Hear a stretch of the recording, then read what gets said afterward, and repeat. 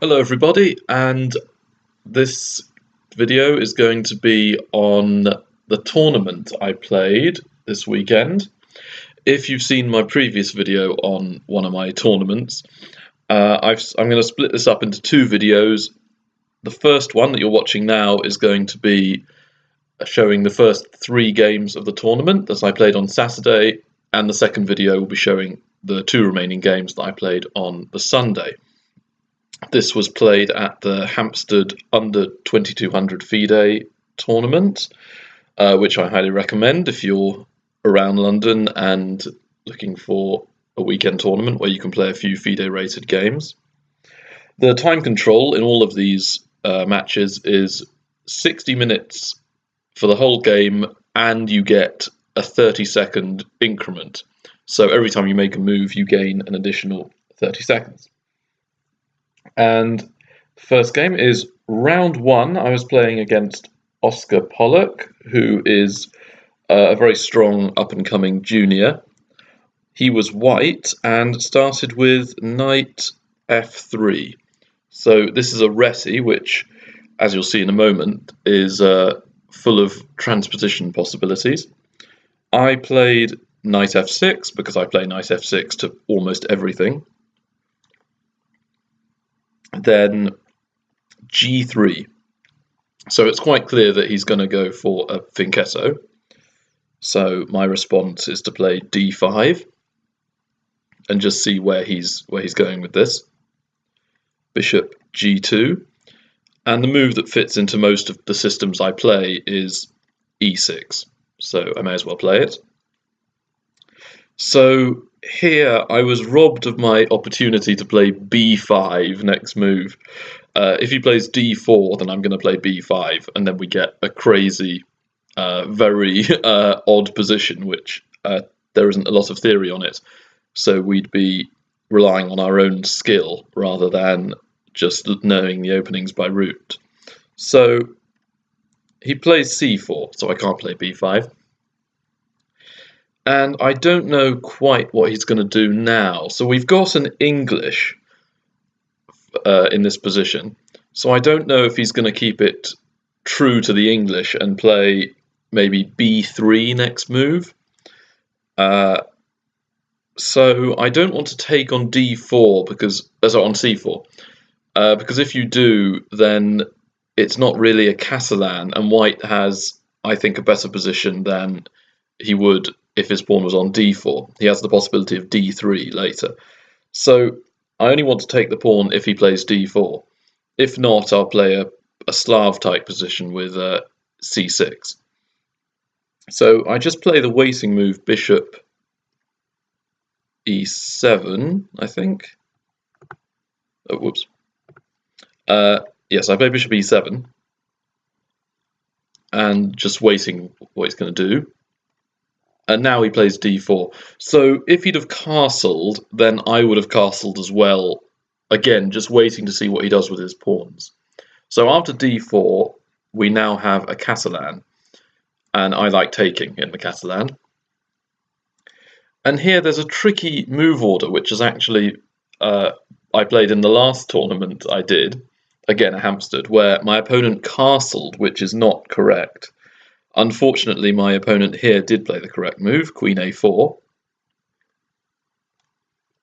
And black has a myriad of responses. A move like queen d7 just isn't that good, because it will expose the queen to knight e5 later. Bishop d7 is playable, but I don't really like the positions that follow. I played the move knight bd7. You can't play knight c6 here because then knight e5 will just crush black, I think, anyway. I didn't analyse it fully, but it looked very strong. So knight bd7 is a very common move, and now queen takes c4. So the reason I didn't play bishop d7 was that after that, you need to play bishop c6. And when your bishop's on c6, you can't play the move that I play now, c5. So my understanding of this kind of opening is that white is relying on the space advantage to actually have any advantage at all, or claim to have an advantage. So if, as black, I can do my pawn break early, and I don't suffer any damages or weaknesses, I should do it, and then that cancels out white's only claim to have an advantage. However, after castles, white can claim to have a lead in development. He's got bishop, knight out, and the queen, and castled. So he's made 4 good developing moves, and his bishop on c1 is ready to spring into the action, whereas my bishop on c8 can't, and I haven't castled yet. So I need to be a little bit careful, but I first chase the queen away with knight b6, queen c2. Here perhaps I should maybe play queen c7, but I didn't really like that move because of bishop f4.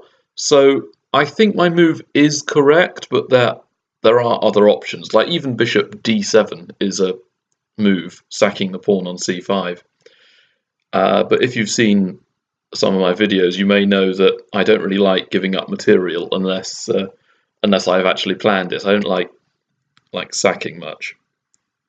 So I take the pawn, and I was expecting the move he played, rook d1.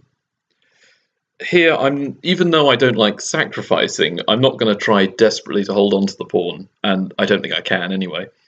So I just get on with development. Castling is good, but I just want to shield my queen with bishop d7. Now, he could play rook takes, but then it's not as effective as knight takes, because that unleashes the bishop on g2 to target the b7 pawn and to some extent the a8 rook. So I get the rook off the diagonal and also create a threat of my own with rook c8, knight c3, and here I actually decide that I'm going to block up his diagonal, and I'm going to, again, I'm just going to create a threat, just going to target him a little bit with knight f to d5.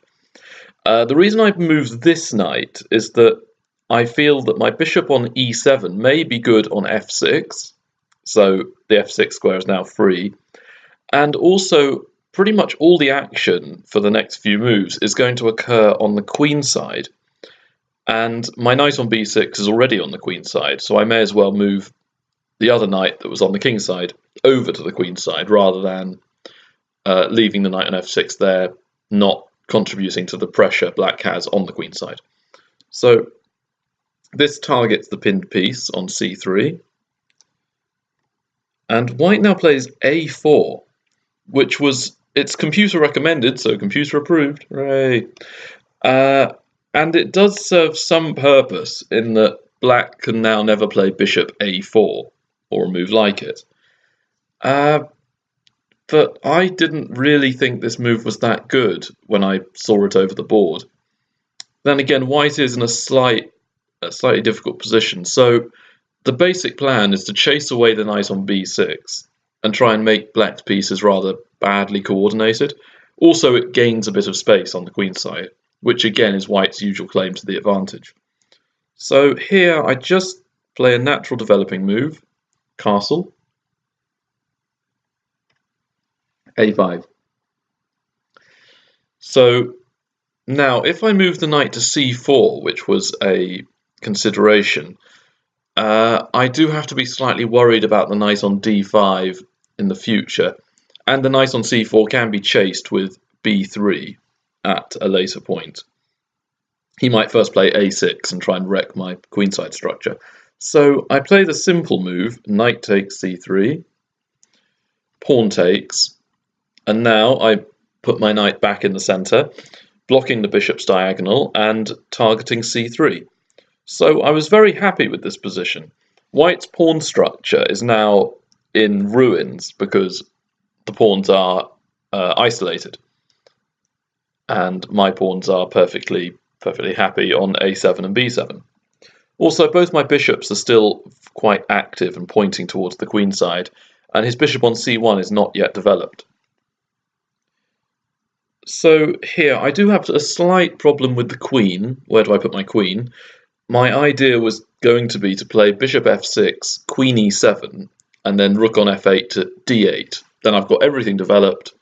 I don't think he has any threats, and I've still got good pressure on the queen side. However, he played a rather anti-positional move, which I had not looked at, which is a mistake on my part. Always look at moves even if they go against the position, because tactics are generally more important than positional features some of the time. It may not be very good positionally to have a knight on the edge of the board, but in certain positions, tactically it all works out because the knight is forking a few pieces or doing something else very useful. So he played bishop takes d5, and I have to recapture, otherwise I'm down a piece. Pawn takes. And now I have an isolated queen's pawn to go with his isolated queen's bishop pawn. And he has the knight, which is blockading the pawn. So his knight is arguably better than my light squared bishop. On the plus side for me, I do have the two bishops, so possibly if later on I could somehow liquidate the pawns, maybe if I could make the c and d pawns vanish, then my bishops would be better than his minor piece duo of bishop and knight. So there's quite a lot of, the position's changed a lot, but there's still quite a lot of positional factors at play here. Now, the move I was considering for him was bishop a3, which just eliminates the dark squared bishops, and that would then just make it his knight against my bishop. And where his knight is, it's probably stronger than my light squared bishop, at least for the foreseeable future. But he didn't play that. He played knight f5. There's also queen b3 as well as a move, but bishop c6 is a fairly good retort. And again, here, I think white is fine. But the move played in the game, knight f5, threatening to eliminate my bishop, and also that would create opposite coloured bishops, as well as it attacking my pawn on d5. So here, I'm not scared about rook takes d5. I play bishop to f6, but let's have a look at bishop takes knight, because this would take off his good knight and my weak bishop.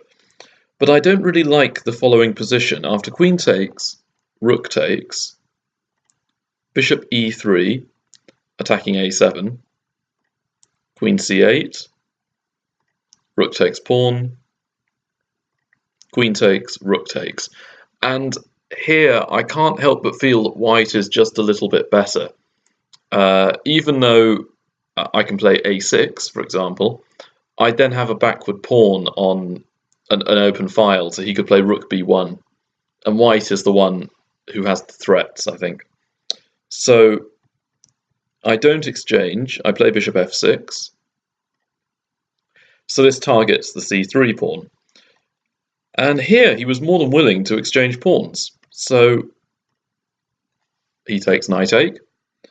And now I felt that if I could just avoid any loss of material via some sort of tactic, and I can just consolidate my position with a move like queen c8 and rook d8, then I've got a fairly good position. I've got the two bishops that are in an open position, and also I have the queenside majority. I have two pawns on the queen side against one pawn, and it's going to be easier to create a passed pawn and push it all the way up the board than white's kingside majority, 4 against 3, as well as the kings being over there as well, which usually prevents white pushing the kingside majority because his king would then get too weak. So I was quite happy now, and he played the move I suspected, queen d1. This has quite a lot of venom to it. The queen and rook are forming a battery on the d-file. So my queen on d8 and my bishop are both being attacked. And Also, it's got the queen out of danger. Now, the thing is, if I play a move like rook c7, which would defend against d7, I can't help feeling that my pieces are very, very passive now. And he could play a move such as rook to a2, and then rook on a2 to d2, trebling on the d file. And with all my pieces on the d file, that's not a good thing. So here, I actually saw the only move that keeps an advantage for black. What do you think I played here? I'll give you 10 seconds.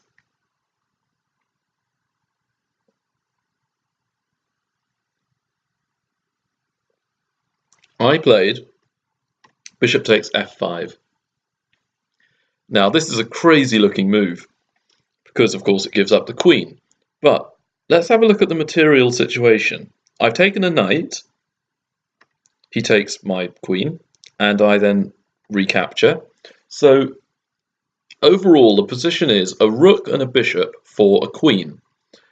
And for those of you who can do fairly good maths, a rook and bishop are worth 8 points, a queen's worth 9. So I'm only down about a pawn in material, more or less.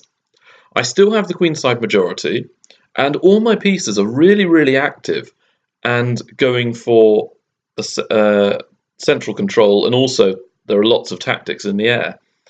But what's rather amusing is that apart from his king and 2 of his pawns, all White's pieces are on their original starting squares. So development-wise, White is just terrible. And here, there's quite a lot of pitfalls in this position. So, according to the computer, which of course finds the most artificial move possible, the best move is Queen f1, getting out of the attack, and then Rook c6, which unveils the attack on the a1 rook, because the bishop on f6 is now targeting it. Bishop f4, giving up the exchange. And then here it says that black is only a tiny bit better by about half a pawn. So this may have been the best variation, although on a human level it doesn't look too good because black still has the 2 rooks against a queen, so it's technically a material advantage for black, and black also has the queenside majority. So I'd be very wary of playing this for white. So that was one variation that was quite funny. The 2 main lines I was looking at in the game, because I don't see crazy queen f1 moves, the move that he did not play was bishop d2, and there's a good reason for that. Can you see what black would play to just finish off the game? Yeah, rook c2.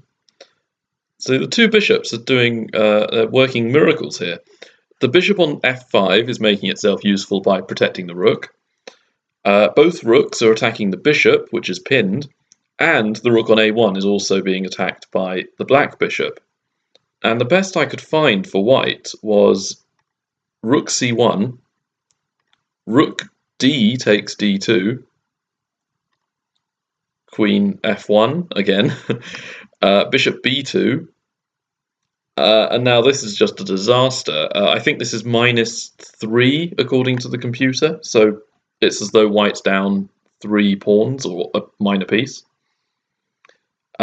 And white can't even exchange because if rook takes, and rook c1 is being threatened. So the best move, again, the computer is giving this, is g4, bishop takes, f3, rook c1, and now black is just a bishop and a pawn up. So the rest of this game would just be an easy win. So bishop d2 can't be played here. So the only move left, apart from queen e1, which is what he played, is queen a4. So this is the game continuation, queen a4. And here, there's a lot of rook moves I can make. I really want to play my rook on c3. I want to move it somewhere and attack his rook on a1. Now, the thing is, I can't really move it along the third rank, so leave that out. So where along the c-file should I move my rook? I thought about this for a long time. I say a long time, a few minutes. And I eventually decided to play a very passive-looking move, but actually has a lot of logic behind it, and also quite a bit of a strong attack. Rook c to c8. So the reason I play rook c to c8, going back to my own back rank, is that I just want to protect all my pieces. I don't want to leave any unprotected pieces lying around, otherwise known as loose pieces, because white may then be able to counterattack and go after my loose pieces. So one move that I'm looking at is queen b5, going after my bishop, but that doesn't work because I take his rook, he takes my bishop, and then I get his c1 bishop as well. So I would just win a whole rook, which is good for me. So his rook can't move to a2 or a3 because his bishop will just drop off, although that may have been the best move actually in hindsight. But the move he plays is bishop e3. So the idea here is to develop. It attacks my a7 pawn, and also if I take the rook, he'll take it back with the queen. So I will only be the exchange up from this trade. I don't really want to be the exchange up. I want to be a rook up. So I play a move that deflects the queen. Bishop c2. Which is a very nasty move because the queen's now attacked, so it needs to move. If it moves somewhere where it's still protecting the rook, a3 or a2, I can take it. After the queen takes, I then have rook d1 check, which is forking the queen and the king. So then he'd have to take, and I'd be a rook up. So I'd have my rook on c8 and now a bishop on d1, and he'd only have the bishop on e3 left, so I'd be a rook ahead in material. So here he has to give up the rook, just to show the variation I was talking about. Queen a3, bishop takes, queen takes, rook d1, takes, bishop takes, win. So not a lot has to be analysed here, it's just one for black. So in the game, he played queen b4, going after my pawns. I get the rook, queen takes b7, bishop f5. So I'm setting a trap here, which he doesn't fall into. It would have been a nice end to the game, actually. If queen takes a7, what do you think I play here?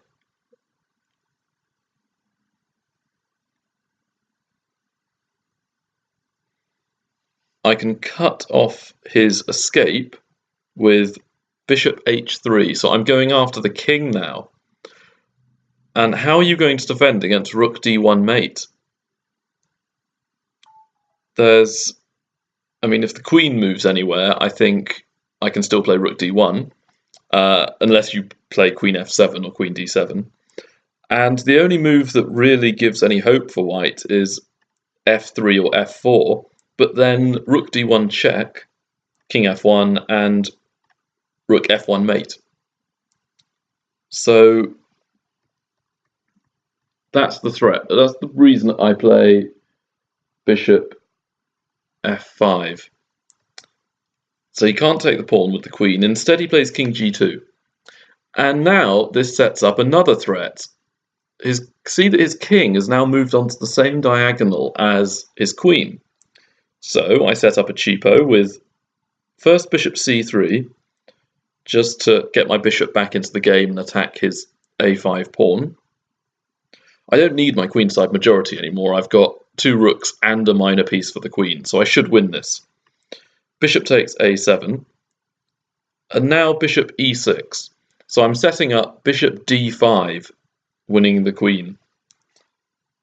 Queen b6, which I don't really like, because now bishop d4, skewering the queen and bishop. Now, how are you going to protect the bishop? If you play queen b7, I then have bishop d5, and if you play queen a6, I have rook a8, and I think I also have just bishop c4. And then you're just losing material. So he played rather, I think, just the fact that move the game past move 30. He played queen takes d4, rook takes, bishop takes, rook c2, e4, rook c4. And after bishop b6, rook takes e4, he resigned here. He can play a6 and hopefully try and get something, but this is just lost here. I could always just sacrifice my bishop for the pawn if I needed to at some future point, and even then I'd probably still win with a rook and 3 pawns against bishop and 3.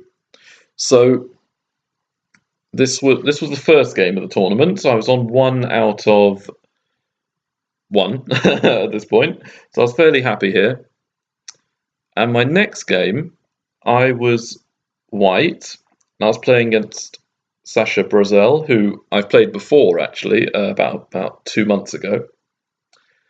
And I thought I'd play something different for you. I wouldn't just bore you all by playing c4 the whole time. So I played e4. And then Sasha really annoyed me because he played the one move that I don't know what to do against, e6. I mean, I know theory, I know various plans in the French, but me, personally, I don't play very well from either side of the French. It's just something about the nature of the positions that doesn't sit well with me. So I played d4, d5, and chose not to play knight c3 because of the very tactical and theoretical knowledge-based bishop b4 that Vahidov, where white and black both need to know loads and loads of theory to play correctly. So I played knight d2, which is fairly common, and he took. So I then recaptured. So we have a kind of a Rubinstein French. Knight d7, knight f3, knight gf6. So we now have reached a classical French, and this position is reached quite a lot in the French defence, and I don't really know what to do here. So I played bishop g5 and bishop e7. Then I took. Probably knight g3 is okay, as well as knight c3, but again, I don't know what I'm doing. I don't have a clue what the theoretical lines are in these side variations. So I just play a simple move. Bishop takes, which did surprise me. Bishop takes and knight takes. So here I can see that it's fairly equal, to be honest. I think I've squandered the advantage as white, if white does indeed have an advantage. So I just felt that I should develop with bishop d3, castles, and I castle, b6. So black is now solving the problem of the light squared bishop. He can just deploy it onto b7, where it may be better than my bishop. So I decide that I'm going to use the space advantage with knight e5. And now I wasn't too unhappy, but I still don't like this type of position. I like more pieces on the board where I can play with more things, and that way I can try and win. But this looks like a fairly drawn position. Queen takes d4 would be a horrible mistake because bishop takes h7 would then win the queen. Just to show that. Bishop takes h7. And now, after you take, I win your queen. So at least I have that small threat. But he doesn't play that. He plays bishop b7. Then I probably should play rook e1, but I play c3, defending the pawn. Although it doesn't need to be defended. I just thought that putting my pawns on dark squares was a better idea because I have a light square bishop. But now he has quite a good move with queen d5, threatening checkmate. And I really don't want to play queen f3 because then, after a lot of exchanges, I think black's better because I'd have doubled pawns on the f-file. And if I play knight f3, I've just moved the knight 3 times, and it's only I could have just left the knight on f3 the whole time. So I'd be a few tempi down, and black could then play c5 and rook fd8 and rooks a c8, and I think just be winning, or at least a lot better. So I play f3,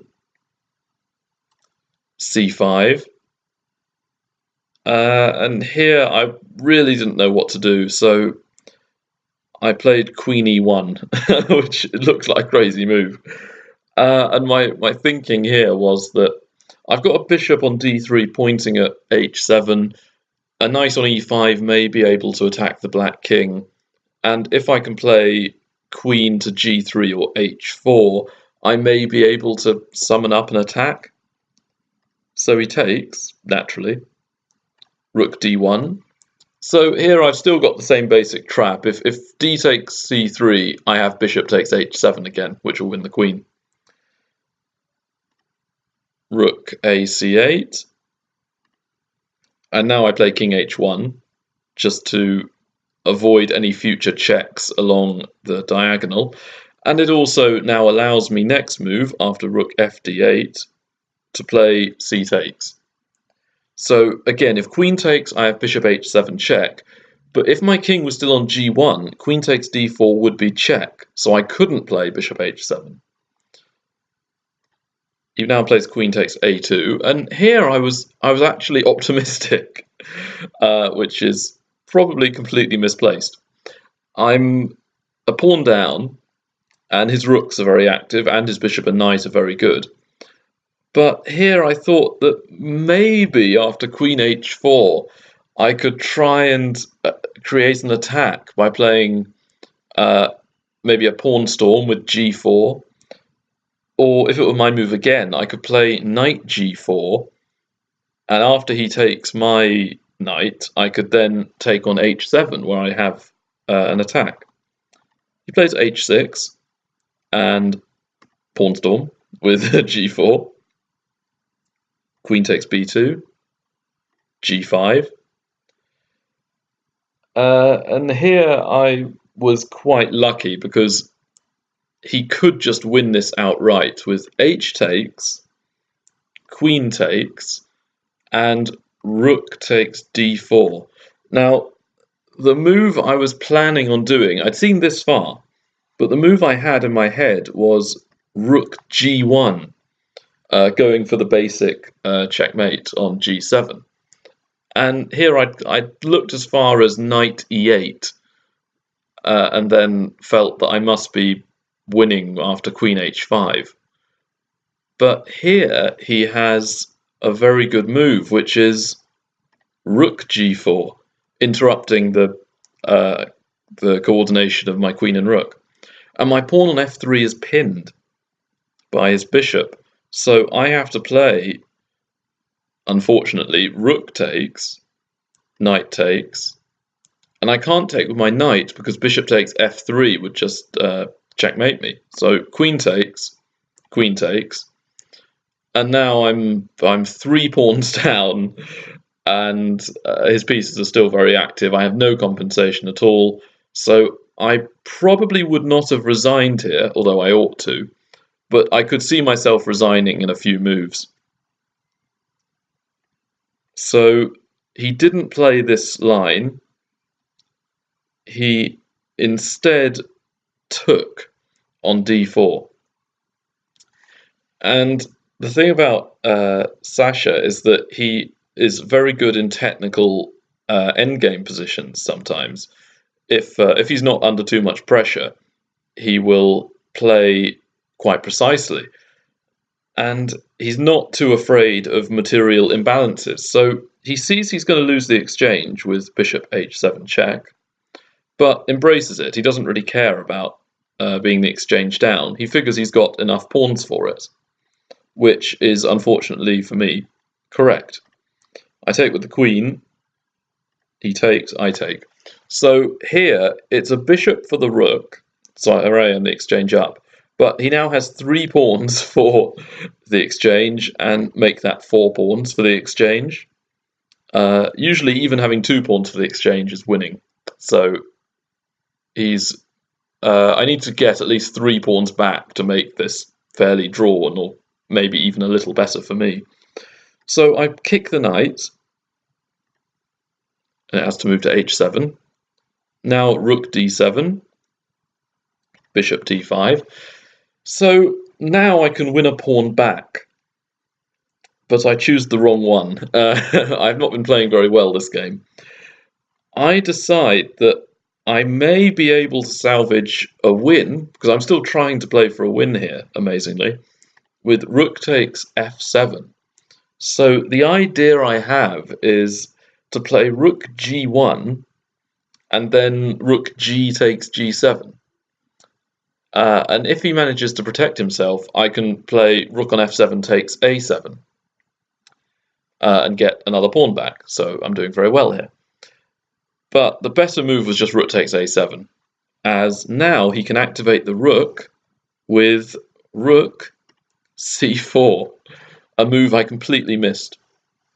Because if I take with my knight, then the f7 rook is just free, it's hanging, so he'll take it there, and he'll then be enough pawns up that I should just lose fairly quickly. I play rook takes a7, rook takes h4 check, king g1. I don't want to play king g2 because I would be going into a pin with being on the line of the bishop, so generally I don't like being pinned. Knight g5, and I set a trap here just to try and get a draw, because now I see that I'm just lost. Knight g6, and what would you play as black?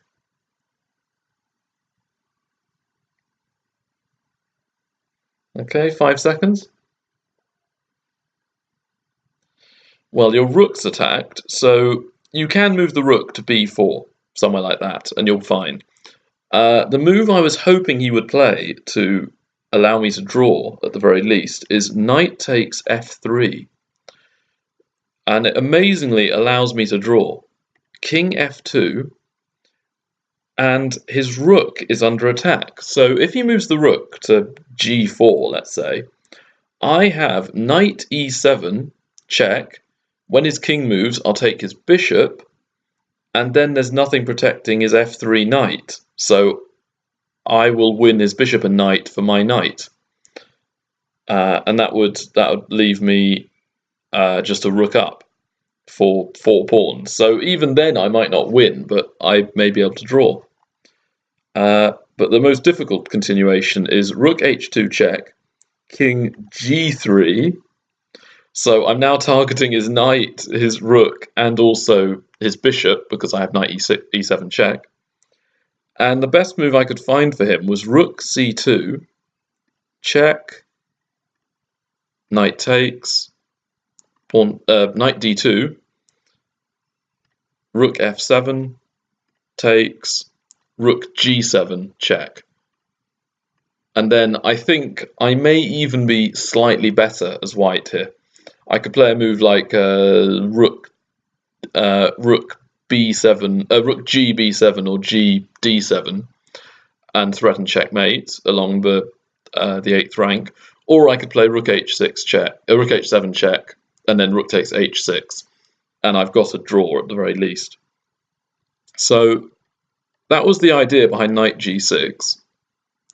Instead, he played the correct move, knight h3 check, king h2, moves the rook away, And here I was slightly annoyed because I missed a draw, an easy draw. Knight e7 check, king h7, and I didn't have that much time left at this point. I don't think, anyway. So I missed the easy draw with king g3. And the reason king g3 is a simple draw is that if his rook moves anywhere, I'll take his knight. And if his knight moves to g5, it's interrupting the coordination of his pieces. So I could take his bishop and then win a few pawns with my rooks. Then it's an easy. After I win 2 pawns, let's say, it's a fairly easy draw. But I take the bishop, and I was going to play king g3 next, but he has knight f4 check, king g3, knight takes d5. So here I was getting rather scared.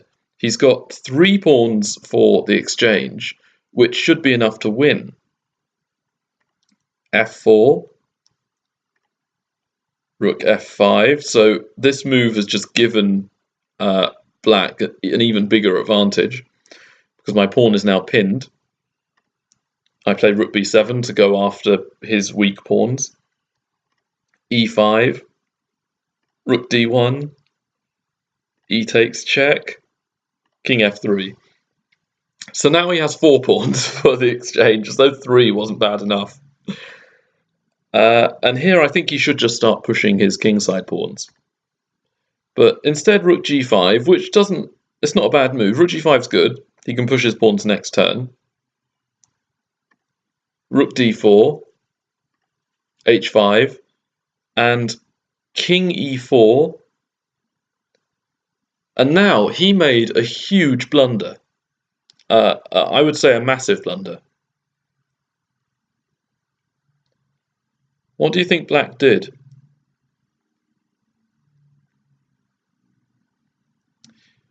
Well, when I say blunder, I don't mean he made a bad move on the board. I meant he actually offered me a draw. He played knight f6 check and offered me a draw here. So I immediately said yes, and the game was drawn.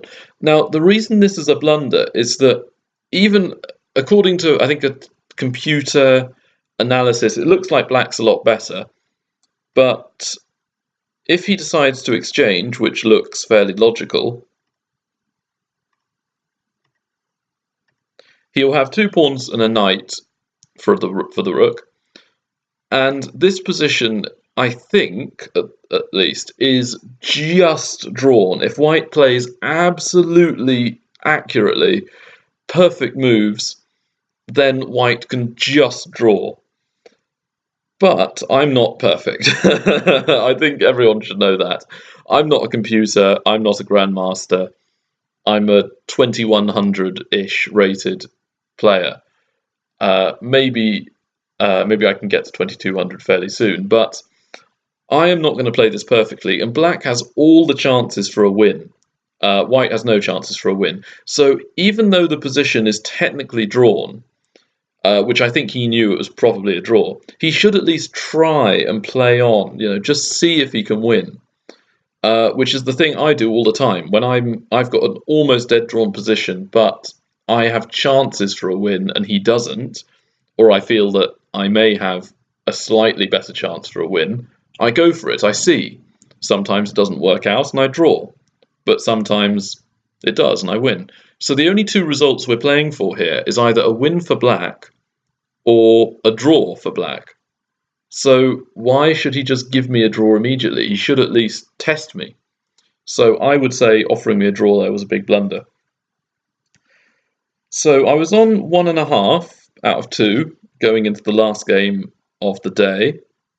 So I wasn't too upset because Sasha has been rated over 2,000 FIDE. Unfortunately, he dropped a few points and now he's an 1860 FIDE. So I dropped a few FIDE points, but I knew he was stronger than his grade. But my last game was against, I think, the 2nd highest seed. Apologies for the bad pronunciation. Manuk Vahidov, who's rated 2138. I'm 2117, I think. So we're fairly closely rated in Fide, but I knew he was going to be a strong player, and I wasn't really feeling up to playing, to be honest. So I thought maybe I can win this last game, and I'll be on 2.5 out of 3, and I'll go into the games on Sunday with a good chance of winning the tournament. I was black, and he played c4. So here I play the reverse Sicilian, and I hoped he was going to play g3 because then I have loads of fun with h5. Which is a slightly insane variation, but it does have quite a few merits to it. He doesn't do that though. He plays knight c3, knight f6, now g3, and here h5 is generally not that good here, now that white's developed a piece already. So I play d5, going into the reverse Sicilian dragon. C takes, knight takes, bishop g2, and the mainline theory: knight b6, knight f3, knight c6, castles, and here bishop e7. So this is all mainline. There's not really a lot to say about this except that white is trying to create a dragon structure with the move d3, then advance on the queen side with a3 and b4. Usually fianchetto the bishop onto b2, but sometimes play bishop d2 or e3. And just try and create pressure on the queen side.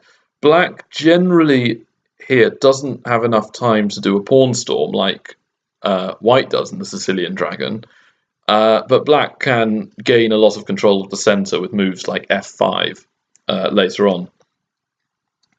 But here, my opponent played the rather odd move, e3.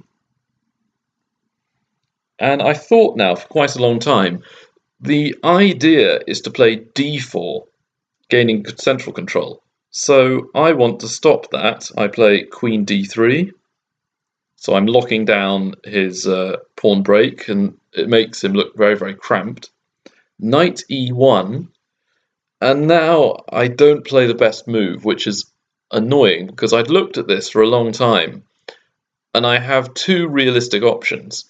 One is queen a6, the other is queen g6. The correct move is queen g6, but I didn't play this because I looked at knight b5, going after the c7 pawn. And I looked at castles, knight takes, rook b8, d4, but missed the next move, which does show that black has a very good compensation for the pawn. Bishop g4. For some reason, I just didn't see this in my head. And now after f3, bishop d7, and black, I think, is fully compensated for the pawn. You can play rook b to c8, then rook f to d8. All your pieces will be developed, and white's pieces are mostly on the back rank. So this, and also black can maybe now do a pawn storm with f5 and f4, as well as h5 and h4. So I missed this rather interesting tactical variation. Instead, I played queen a6. So the idea here is that I want to try and restrict white's play on the queen side. And also, I'm still eyeing the d3 square, so I might be able to play bishop e6 to c4 later on. Now d4, and I castle, d5, knight b4, a3. So here, my knight's attacked, but he can't take it because queen takes a1. So in this rather bizarre English, I decided to try and attack along the d file with rook d8. e4. Now he seems to be doing quite well. He's shoring up his structure. And I think the best move might be knight c6, trying to jump into d4.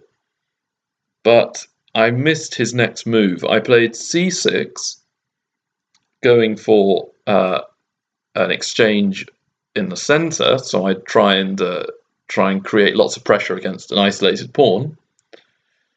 Also, I thought that maybe I could play bishop e6 next move, and then be targeting all his pieces on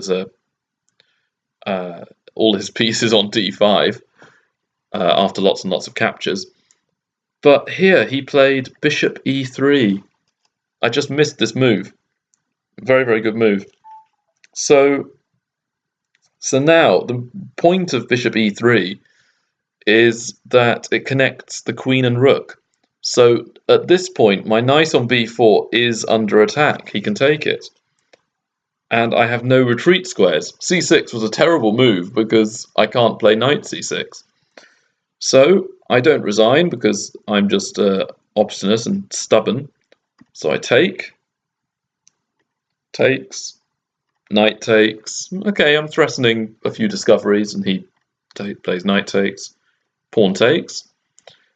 And I was hoping he'd play bishop takes, because then bishop e6 would win the piece back. Of course, he doesn't do that. He plays queen d3. I take, he takes. And here I decided to go for broke. I played e4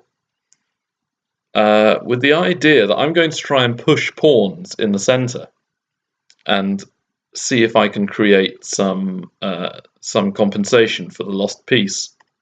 Knight b4, d4, bishop d2, f5. So here I have 2 pawns for the piece, and those 2 pawns are the central pawns on d4 and e4. Looks quite good.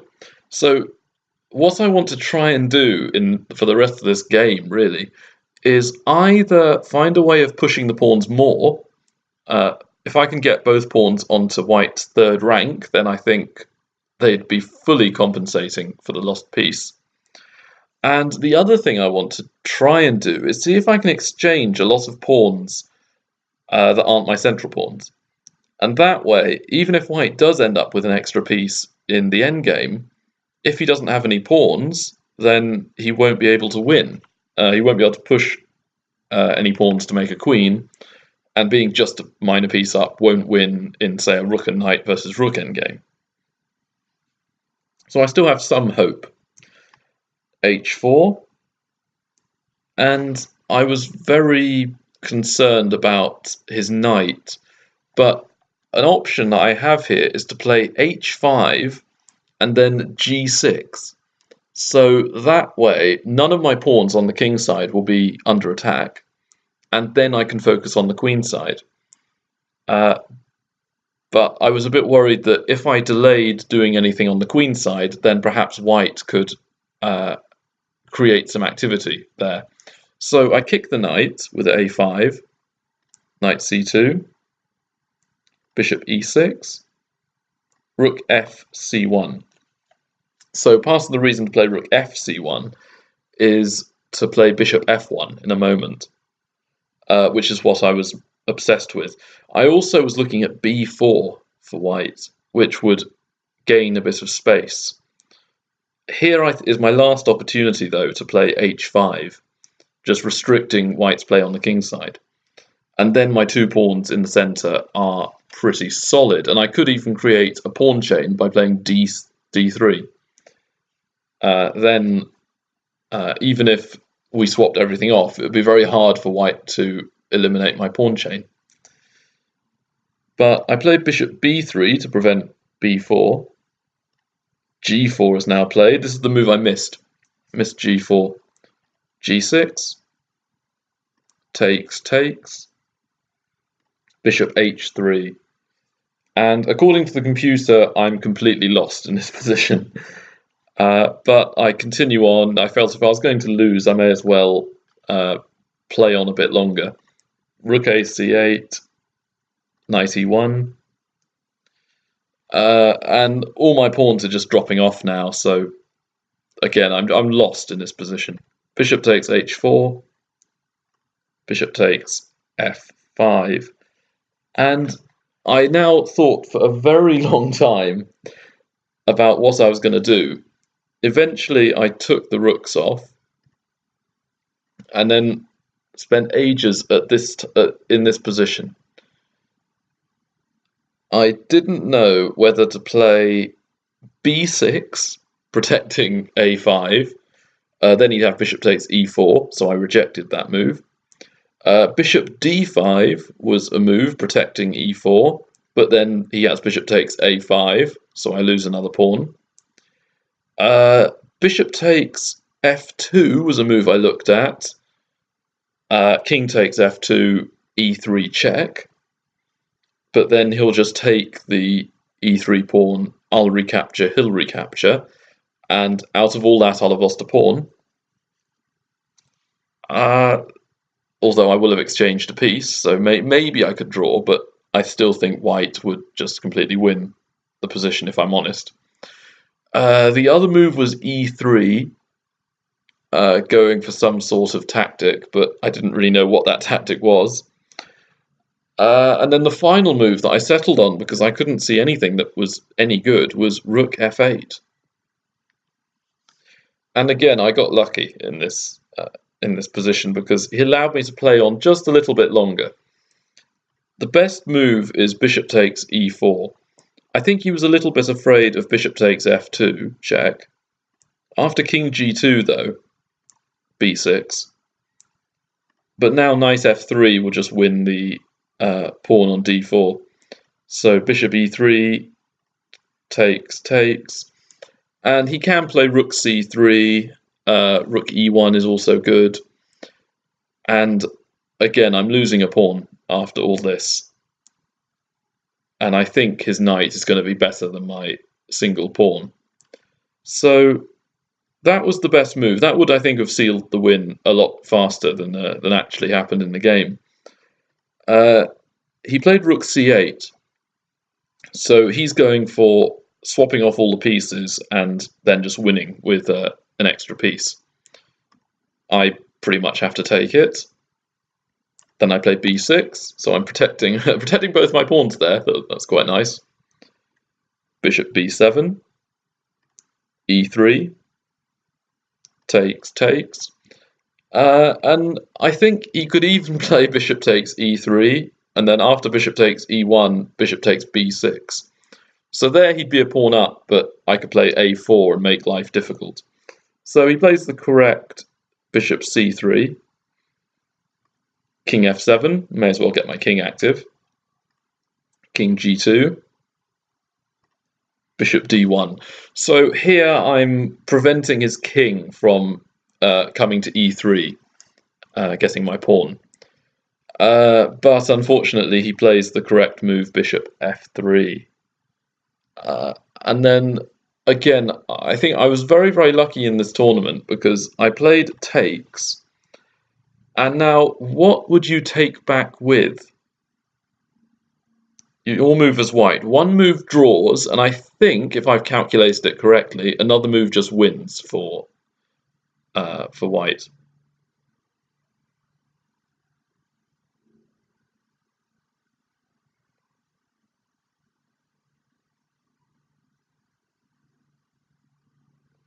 Alright, well, I think knight takes is the best move because of what happened in the game. Basically, what you don't want here as white is to have just a knight left at the end, because then we're going to have two pawns left on the king side, on the queen side, and the one pawn on the h-file may be able to tie up the white knight, so the knight will be left on the king side, blocking the pawn from advancing. And on the queen side, the two kings will just shuffle back and forth, and neither side can make progress. So he played king takes, and now I only have one move that draws, and that is bishop f6. And I breathed a bit of a sigh of relief here because I only had about 5 minutes left on my clock. He had about 17 minutes left, so I was desperately analysing all these positions and saw bishop f6 with about 5 minutes to go. Played it, and he's left in a bit of he's left with a problem now. He can't stop me taking the bishop. If he doesn't take my bishop, then I'll take him, and his pawns will be fractured, and that may be quite good for black. So he rather begrudgingly takes my bishop. I take, king takes, get my king active with king e5, a4. I'm perfectly happy with a4. It stops me advancing my pawns, but king d5, and if he's not careful, I'll play king c4, and I may even be able to win if I take both his pawns. King d3, and now I just need to tie up his knight, so h5, knight f3. Final thing is just eliminate the pawns. Swap off pawns and it's a draw. King c5, king c3, b5. And the tricky part here is that if he plays b3, I'm going to take the pawns, I think. And then he's never going to be able to win with a rook pawn. So he takes, and I take, king b3, and a4 check. So here, if king a3, I'll have king a5, and then he'll be forced to retreat, and I can put my king on the 4th rank, and I should eventually be able to swap off pawns. So king c3, king c5, knight h4, king b5, knight f5, king c5. And here we agreed a draw, because I don't see any way that that he's going to be able to stop me just shuffling my king back and forth. A rather interesting computer line gives white as being completely winning for a while. It says knight g3, h4, knight e4 check, king b5, and it starts to try and maneuver the knight around to somehow be able to win a tempo against my king, but the trouble is if he ever moves his king, or king to d4, let's say, I'll be able to play h3, and then his knight will have to come back around to f2 to prevent me queening. So the computer now starts to realize it's a draw, and then gives it as being a draw. So I was very, very lucky with the last 2 games I've shown you, because I was completely lost in both, but somehow drew. So thanks for watching this video. If you want, you can see how the tournament ended in the next video I do. Comment, like, subscribe, and see you next time. Bye.